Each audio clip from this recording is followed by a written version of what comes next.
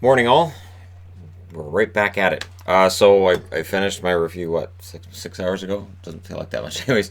Um, we're all set to go. We got 4 games tonight, so not busy by Friday standards, about average by Friday standards. And then tomorrow things are busy. Saturday things aren't bad, and then Monday is the big day because then Tuesday, Wednesday, Thursday there's no hockey.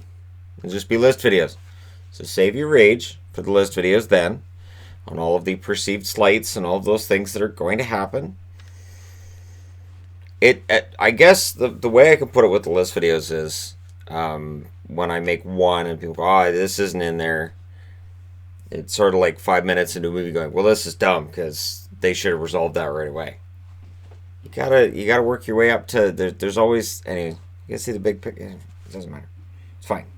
It's all fine. All right. First up tonight is Dallas and Florida. Now we've got 3 games starting at 4 o'clock Pacific, 7 o'clock Eastern, and then we've got one at 6 o'clock Pacific, 9 o'clock Eastern. Thus, the Eastern time being on the board, as that's statistically where majority of the viewers seem to be, or that's where all the networks are situated. Either way, I always default to the Eastern time on the boards.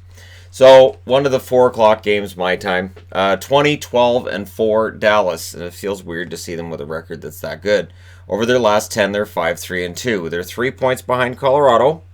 They're 2 points ahead of Winnipeg. So, they're in pretty good shape overall.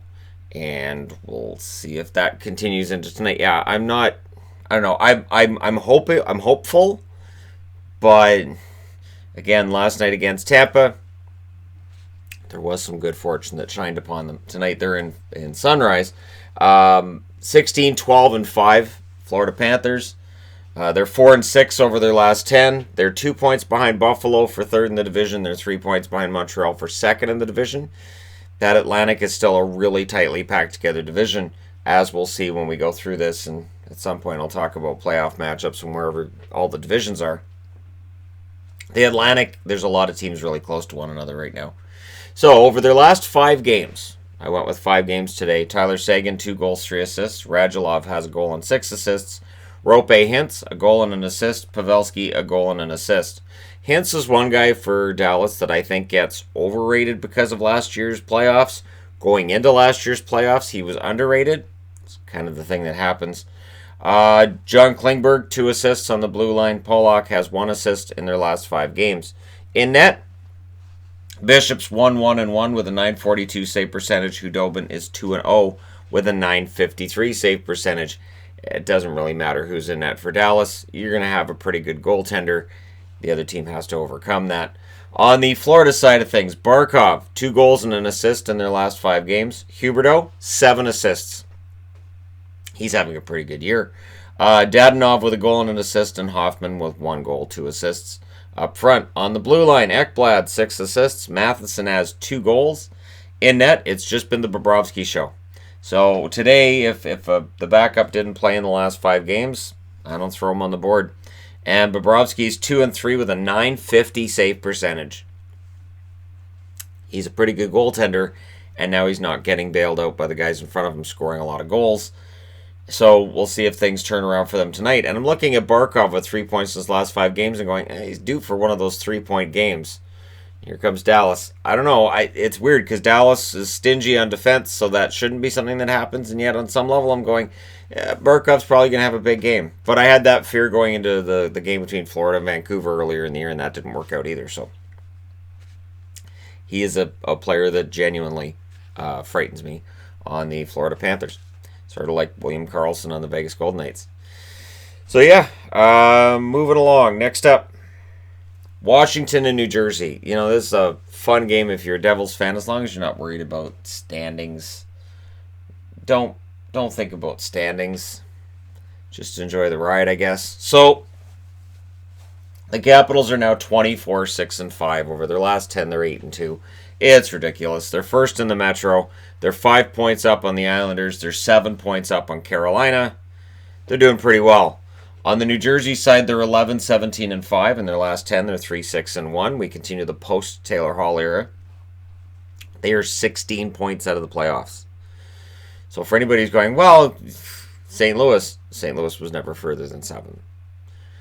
7, maybe 8, but I'm pretty sure that the furthest St. Louis got it was 7. This is 16 points, and making that up in about 50 games, it's not going to happen. So, on the Washington front, Ovechkin, 1 goal, 1 assist over their last 5 games. It's been quiet. Wilson, 1 goal, 1 assist as well. So I would expect one of them to pick it up. Kuznetsov, a goal and 3 assists. And Panik, 1 assist. On the blue line, Orlov, 3 assists. Gudas with 1 helper as well. Now in net, Holtby's 2-2 with a .908 save percentage in their last 5. Samsonov won in his only appearance with a .929 save percentage. On the New Jersey side, Palmieri with 3 goals. Gusev 2 assists. Hughes with 2 assists. Wood with 2 assists. Gusev and Hughes. I'm waiting on Gusev here. At this point, I'm like, all right, so Gusev's, it's going to happen, right? I got talked into it so much during the summer where I was like, well, he's coming over from the KHL. You never know with KHL players. But I had so many people telling me, no, you don't understand how good this guy is. He's going to be great in the NHL. So I'm like, all right, fine. So I'm waiting. Here we go. Vatanen on the blue line, a goal and 2 assists. And Butcher with 1 helper. In net, it's been Blackwood. 2 wins and 1 loss, .965 save percentage. Demang still isn't listed, so I don't have him on the board. It's the Blackwood show. And even if Demang were the backup right now, it's still the Blackwood show. Demang's been not great when he's been in the net. So, all right, moving along. Toronto. Yes, the Maple Leafs. In against the New York Rangers. So the Maple Leafs, it's always divisive when you talk about the Maple Leafs. And then when I was looking at, I think it was, Sportsnet's power rankings, they had Toronto at 11th, and they had Montreal at 21st. And I saw that, and I just went, what? And it just doesn't, like, I get it. Toronto's been playing better lately, but it's when I see them jettisoned up to 11th, and I look at the teams below them, and I'm like, what are you doing? It's part of the reason this channel's here. So when you see that kind of thing, think to yourself, if it wasn't for this kind of stuff, we wouldn't have the hockey guy. Toronto's 17, 14, and 4. Over their last 10, they're 6 and 4. They're 1 point behind Buffalo, 2 points behind Montreal. They've been playing better lately. There are still some games here and there that you wonder, but they are playing better lately. Not 11th in the NHL better, but hey. On the Rangers front, they're 16, 13, and 4. Over their last 10, they're 4, 4, and 2. They're 7 points behind Philly. So while if they were in the Atlantic, they'd be close, they're really not because they're 7 points behind Philadelphia. So for the Rangers who've been playing all right lately, they need to play better than all right if they're going to get anywhere near the playoffs. Scoring over their last 5 games, Mitch Marner has started to look like Mitch Marner again. 2 goals and 6 assists. Matthews doing much the same. 5 goals. It's an Austin Matthews total. Nylander with 2 assists. You can debate whether or not he's starting to look like Nylander from last year or it's just he's more than points. Kerfoot, 1 goal, 1 assist as well. On the blue line, Barry with 3 helpers and Justin Hall, 2 assists. He is the most improved player in the league right now. Now, in net, Anderson, 4-1 record with a .930 save percentage. And, of course, tomorrow night, in the second half of a back-to-back, they're playing Hutchinson. But it makes sense. In this case, it makes sense. This is the Rangers. Rangers are a better team offensively. Detroit has 9 wins on the year. Give him a shot against Detroit. And I'm kind of thinking tomorrow night for Hutchinson, that might be his last shot. If he goes out there and if he lays an egg and they lose that game like 6-1, 7-2 against Detroit, it's going to force a change in Toronto in the backup position. You can't win in the NHL without a backup. So it's just not how that works. Zibanejad, 5 goals, 2 assists for the New York Rangers. Panarin, 7 goals, 2 assists. Hedel, 2 assists. And Kakko, 2 helpers. So he and Jack Hughes are not having the kind of fight to see who's going to score more points the way we had envisioned. But they both have the same amount of points in the last 5 games. So that's a battle of sorts. On the blue line, Jacob Trouba with 1 goal, 1 assist. And Fox, 2 assists, also being a rookie. I like the kid a lot. In net, Georgiev, 2-1 record with a .923 save percentage. Lundqvist, 0-1-1 with a .925 save percentage. So the overall numbers, I do like the Rangers at home tonight. But Toronto, if they can get a win, they can jump past Buffalo and they can be within 1 point of Montreal. And then that would set up, just for tonight, Toronto and Montreal would be the first round matchup. And that's where Rogers says we can get our money back. We could make so much money on that series. We could have all of Canada blacked out and you have to pay $5 extra for every game. They wouldn't do it. They can't do it, but man, they'd love to. Anyways, we'll see what happens in this one. Nice old-fashioned original six matchup between two teams that I would think by the end of the second period won't like each other very much. It's pretty standard right now. It seems like things are a little more hotly contested than usual in the NHL at this time of year. Yeah, maybe it's just me. All right, Pittsburgh. The Penguins in against the Oilers. Now, it's brave for me to wear Oilers because lately the Oilers haven't looked very good.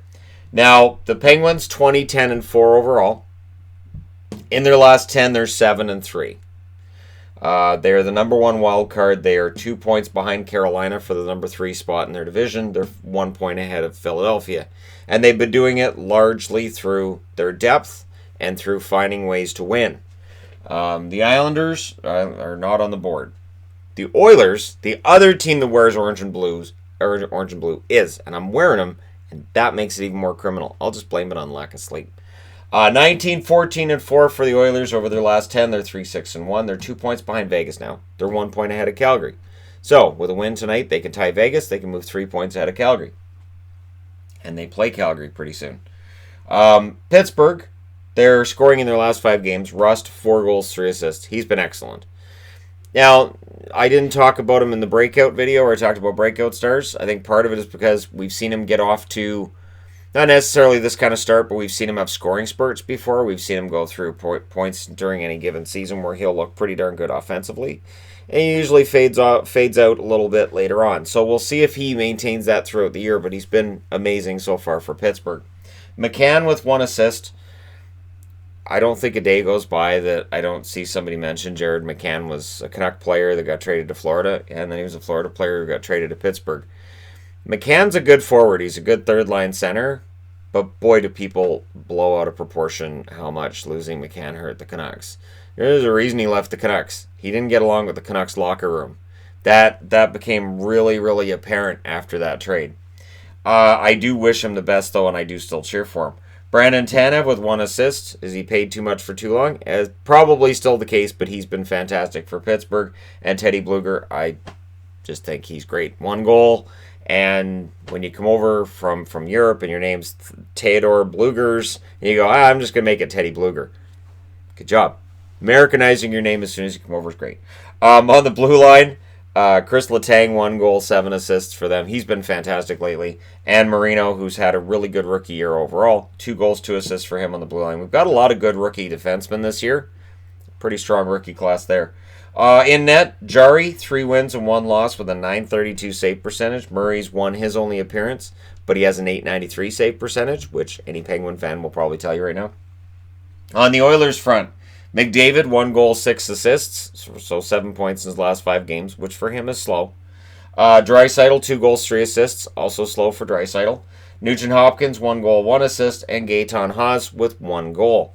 On the blue line, Clefbaum, 1 goal, 2 assists for him. And Darnell Nurse with 2 assists in net. Koskinen, 1 and 3 with a .915 save percentage. Smith losing his only appearance with a .769 save percentage. It's kind of an ouch overall.